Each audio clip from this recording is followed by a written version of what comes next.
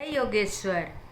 मैं रीना सिंह श्रीमद् भगवत गीता के 12वें अध्याय भक्ति योग में भगवान द्वारा वर्णित धर्मामृतम के 36 गुणों में 11वां गुण दृढ़ निश्चय का चौथा एपिसोड बताने जा रही हूँ।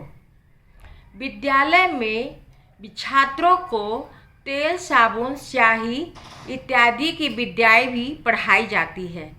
हालांकि यह विद्या नहीं, कला है। गीता पढ़ने वालों का अंतःकरण और मन बुद्धि का विकास होता है, लेकिन यह बात इन्हें दिखाई नहीं देती।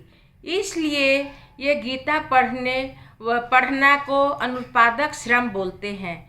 चित्त एकाग्र करने वालों के पास पैसों की रेल पेल होती है, लेकिन धंधे में खूब मुनाफा होता है।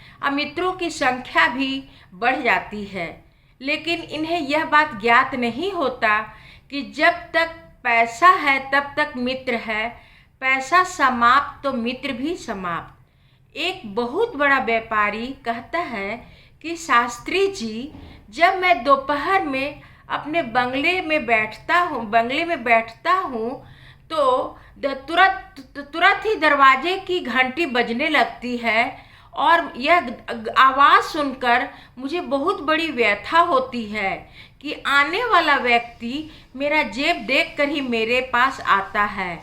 यदि मेरे पास पैसा न हो तो कोई नहीं आए। यह उन्नत जीव की समझ इतनी पक्की है, इसलिए उसे समझ में आ गया कि लोग क्यों आता है।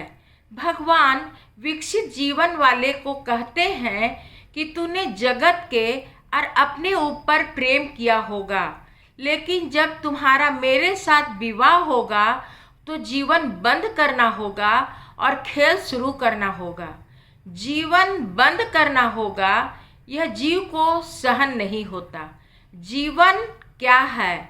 मैं अपूर्ण हूँ, इसे सिद्ध करना और पूर्णता की प्राप्ति के लिए प्रयत्न करने का नाम जीवन है। गड्ढा खोदना और उसे भरने का नाम खेल है।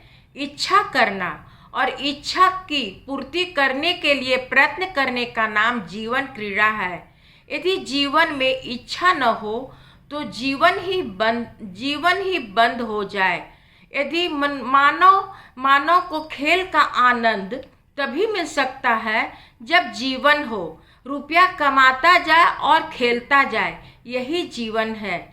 जिसके माता पिता लड़के के लिए बहुत सारा रुपया कमा कर रख देते हैं कि उसे अब कमाने की आवश्यकता न हो, तो उसके जीवन में रंग उड़ जाता है। 35 वर्ष में ही उसका रंग उड़ जाता है। भगवान से विवाह करने के बाद खेल शुरू होता है और कुछ करना नहीं होता। इसलिए उन्नत जीव भगवान को कहते हैं कि प्रभु, मुझे कुछ जन्म दे ताकि मैं कुछ करूं। श्रीमद् आदि शंकराचार्य कहते हैं, जननी जननम यातु ममवे। भगवान कहते हैं कि मात्र खेल ही होगा, जीवन बंद। क्या ऐसा तेरा दृढ़ निश्चय है? क्या तुम्हारी मन बुद्धि मुझे अर्पण करने की तैयारी है? यदि तुम्हारा मन 10 ठिकाने में फिरता होगा तो मैं उसे नहीं लेता। यदि भगवान का लाडला बनना हो तो अपना मन पूर्णतः भगवान को देना होगा। हमारा मन लालसा कामना से गीला रहता है। गीले मन पर भक्ति की रंग नहीं चढ़ती। जैसे यदि मकान की दीवारें गीली हो तो उस पर रंग सफ़ेदी नहीं चढ़ाई जाती है, ऐसा ही मन का भी है। यदि लकड़ी गीला हो तो उसको जलाने से धुएं का निर्माण होता है।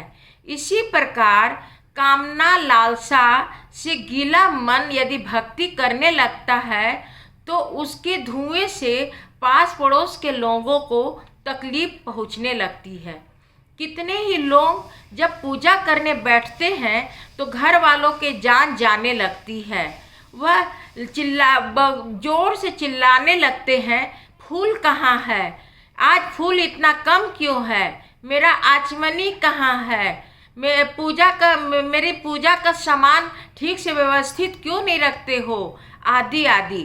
वह आदमी ऐसा पूजा करता है कि घर वालों का खून सुखा देता है, बिना गाली दिए और लोगों के आंखों से पानी निकाले बिना उसकी पूजा ही पूरी नहीं होती। कितने ही लोग पूजा भक्ति करते हैं तो रात्रि में इतने जोर से भजन स्तोत्र आदि गाते हैं कि घर के आसपास के 10 घरों में लोगों का सोना हराम हो जाता है। यदि कोई बोले कि इतनी रात को इतना चिल्लाते क्यों है, तो कहते हैं कि श्रावण का महीना है, तुम भक्ति नहीं करते हो तो मत करो, कोई बात नहीं, लेकिन जो भक्ति से भजन स्रोत गाता है उससे बाधा तो नहीं डालो। ये लोग गीला मन वाले लोग होते हैं। गीला मन वाले लोगों की भक्ति धुआं उड़ाकर दूसरे लोगों के आंखों से आंसू निकालती है। इसलिए मन से कामना वासना को निकालकर उसे शुष्क करना होगा, तभी वह उसमें भक्ति का रंग खिलेगा और भगवान उसे स्वीकार करेंगे। यदि यह धार्मिक धारावाहिक अच्छी लगी हो तो लाइक और सब्सक्राइब अवश्य कीजिए। धन्यवाद।